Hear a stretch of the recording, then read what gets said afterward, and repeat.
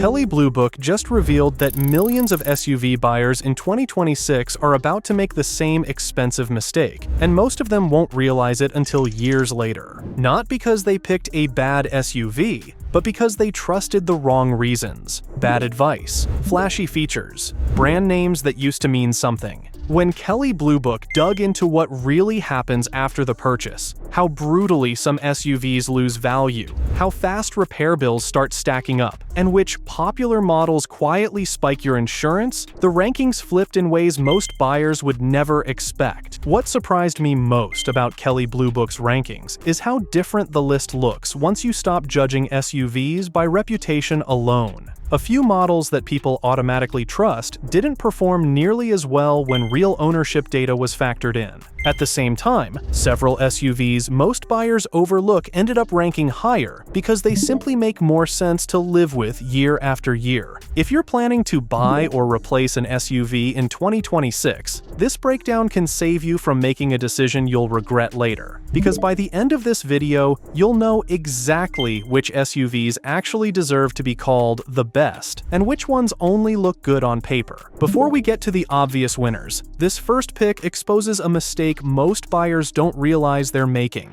The Mazda CX70, where smart buyers quietly go. Most people shopping for an SUV in 2026 think they have two options: go mainstream and settle, or go luxury and overpay. Kelley Blue Book's data shows the Mazda CX70 quietly breaks that trade-off. Here's what I mean. The Mazda CX70 gives you the kind of interior quality and ride comfort people usually associate with entry-level luxury SUVs, but without the financial baggage that shows up later. Kelley Blue Book's ownership data consistently shows that once you move into luxury-branded SUVs, three costs spike at the same time. Depreciation hits harder in the first few years, insurance premiums climb, and out-of-warranty repairs get more expensive. The CX70 sidesteps all three. This is where buying smart in 2026 gets interesting. On paper, a lot of SUVs look like good deals, but Kelley Blue Book's cost-to-own metrics are where the CX70 separates itself. You're not just paying less upfront, you're reducing the odds of expensive surprises later.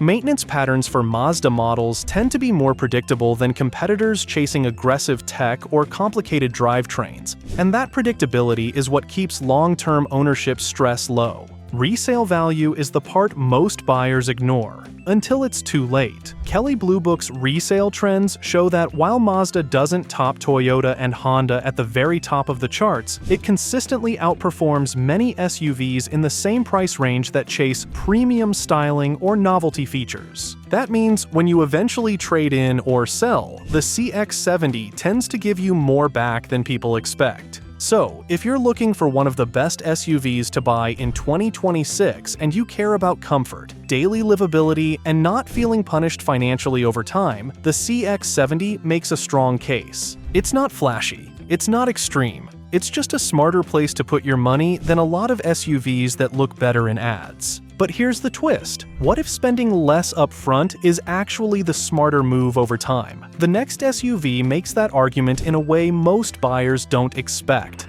The Toyota Corolla Cross Hybrid, where the money stops leaking. Let me throw a curveball right out of the gate, because most people shopping for an SUV in 2026 are aiming way bigger than they need to, and Kelley Blue Book's ownership data quietly punishes that habit. Here's the pattern Kelley Blue Book shows over and over. The SUVs that cost the least to own long-term are rarely the ones with the biggest screens, the most horsepower, or the flashiest designs. They're the ones that sip fuel, don't scare insurance companies, and still have buyers lining up for them when it's time to sell. That's where the Corolla Cross Hybrid lands. Fuel is the obvious win. Hybrid SUVs in this size class dramatically cut monthly fuel spend compared to traditional gas-powered midsize SUVs. Over a few years, that's real money back in your pocket. But the part most buyers miss is how that efficiency changes everything else. Lower fuel costs mean lower total ownership cost, and Kelley Blue Book's cost-to-own rankings reward vehicles that quietly keep your monthly expenses predictable. Now look at depreciation. Kelley Blue Book's resale value trends consistently show Toyota hybrids holding their value better than most compact SUVs. Why? Because demand for efficient, low-maintenance used vehicles keeps growing, especially as fuel prices bounce around. That means when you go to trade in or sell, you're not taking the same financial hit as owners of bigger, thirstier SUVs. Insurance and maintenance are the quiet wins. Smaller SUVs generally land in lower insurance brackets than three-row family haulers, and Toyota's hybrid systems have one of the longest, least dramatic track records in the market. Less stress, fewer surprises, more predictable ownership. That's the kind of boring that ends up feeling really smart 5 years in. This is why SUVs like the Corolla Cross Hybrid deserve to be in any real conversation about the best SUVs to buy in 2026, even if they don't look impressive in a parking lot. And if that surprised you, wait until you see what happens when this same quietly smart formula is applied to a much bigger SUV, the Toyota RAV4. Boring until you own it. People love to complain that the Toyota RAV4 is boring. And Kelley Blue Book's data basically says that's exactly why it works. Here's the thing most buyers don't realize. The SUVs that feel exciting on day 1 often become expensive on day 1001. The Toyota RAV4 wins the long game because it behaves like an appliance. You don't think about it. You don't worry about it. It just works. Kelley Blue Book's cost to own and resale value trends consistently favor vehicles that don't surprise owners with dramatic depreciation or repair patterns. And that's been the RAV4's lane for years. Depreciation is where the Toyota RAV4 quietly embarrasses a lot of competitors. According to Kelley Blue Book's resale value data, the Toyota RAV4 holds onto its value better than most SUVs in its class. That matters more than people think. Even if you never plan to sell, depreciation is still money you're losing the moment you drive off the lot. The RAV4 simply leaks less of it over time. The hybrid version takes this from smart to financially strategic. Real-world fuel economy in the high 30s to low 40s miles per gallon range changes what ownership feels like month to month. You're not constantly watching fuel prices. And unlike jumping to a full electric vehicle, you're not restructuring your life around charging. Kelley Blue Book's ownership cost models consistently reward hybrids for this exact reason. Lower fuel spend without introducing new long-term unknowns. Insurance is another quiet advantage, because the Toyota RAV4 is widely driven, well understood by insurers, and loaded with standard safety tech. It tends to land in more predictable insurance brackets than trendier or higher performance SUVs. That's not flashy, but over a few years, it's real money staying in your account. The RAV4 doesn't win by impressing you in the parking lot. It wins by being the SUV you don't regret buying. Fewer surprises, better resale, lower fuel spend, and ownership costs that stay boring in the best possible way. That's why, year after year, Kelley Blue Book keeps ranking it among the smartest SUV buys for people who actually plan to live with their vehicle. Now let's change the rules, because the next SUV only shows its true value when the weather turns against you. The Subaru Outback, the SUV that doesn't panic.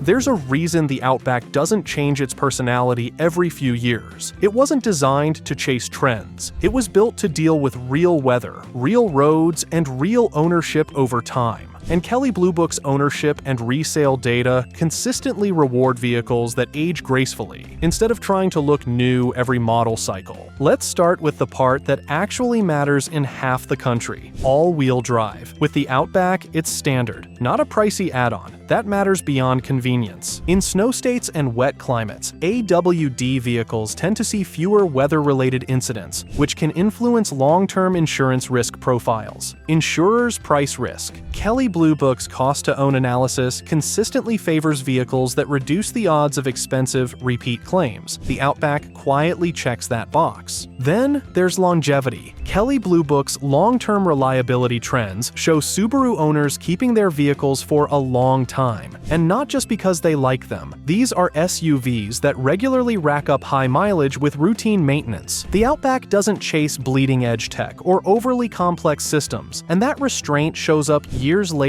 when other SUVs start feeling fragile, fewer weird failures, fewer "why did this break" moments. Resale value is the other half of the story people underestimate. Kelley Blue Book's resale data consistently shows the Outback holding value better than many competitors in its segment. Demand stays strong in used markets, especially in regions with winter weather. That means when you go to sell or trade in, you're not staring at the kind of value drop that hits trendier crossovers once the novelty wears off. The Outback isn't exciting in the way car commercials try to sell excitement. It's exciting in the way your life gets easier, starts every morning, feels planted when the weather turns ugly, holds value when it's time to move on. That's why, year after year, Kelley Blue Book continues to rate it as one of the smarter long-term SUV buys. And if you think capability always comes at the cost of comfort, the next SUV quietly breaks that trade-off.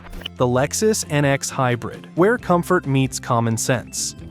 Some SUVs feel impressive for about 10 minutes. This one feels impressive years later. Kelley Blue Book's long-term ownership and resale data point to a small group of SUVs that manage to balance comfort, efficiency, and financial sanity. The Lexus NX Hybrid sits right in that intersection. It delivers the quiet, refined experience people want from a luxury badge, without the usual ownership penalty that shows up once the warranty fades into the background. What makes this one different is what's underneath the luxury. The NX Hybrid leans on Toyota's proven hybrid technology, systems with a long track record of durability in real-world driving. Kelley Blue Book consistently places Lexus at the top of luxury brands for resale value and owner satisfaction, and that's not because these vehicles feel fancy on day one. It's because they continue to behave predictably over time. Fuel efficiency is the first quiet win you notice. Hybrid ownership changes the rhythm of everyday driving. Fewer stops at the pump, less stress when fuel prices jump. Kelley Blue Book's cost-to-own models consistently favor hybrids for this reason.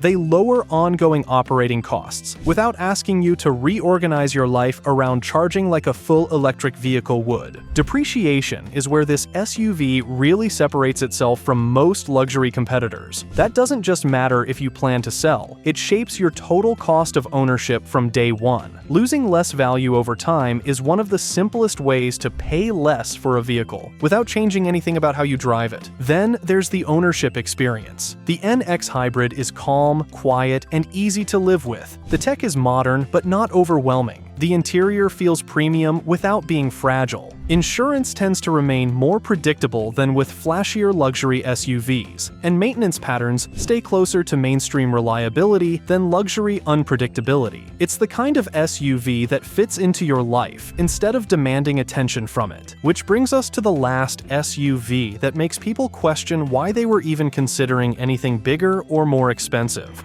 The Honda CR-V Hybrid, the quiet knockout.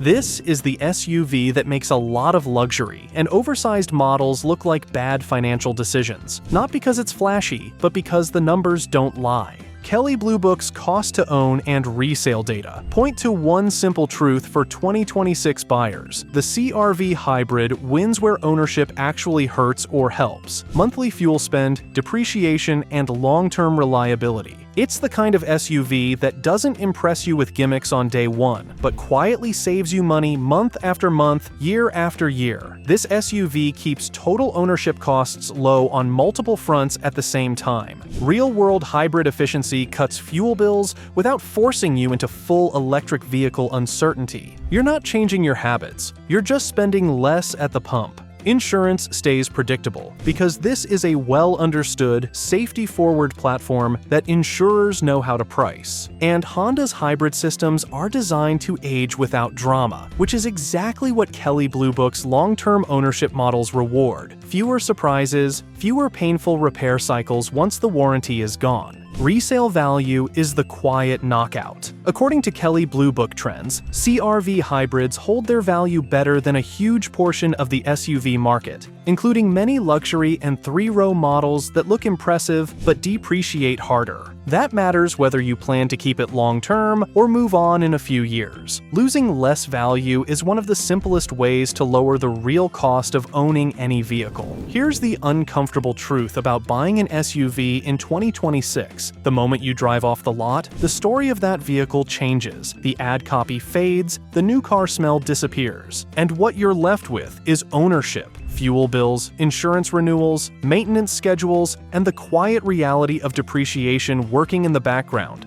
That's where this list actually lives. Kelley Blue Book's rankings don't reward the SUVs that look impressive in a parking lot. They reward the ones that still make sense when the honeymoon is over, the ones that don't slowly drain your budget, the ones that age with you instead of against you. If there's a takeaway, it's this: the best SUV isn't the one that turns heads on day one. It's the one that still feels like the right call on day 1000. Sometimes the smartest move isn't buying bigger, faster, or fancier. It's buying the SUV that lets you forget about it, because it just works. So now I want to hear from you. If you had to put your own money down in 2026, which SUV from this list would you actually choose, and why? Drop it in the comments and subscribe for more before you buy wrong.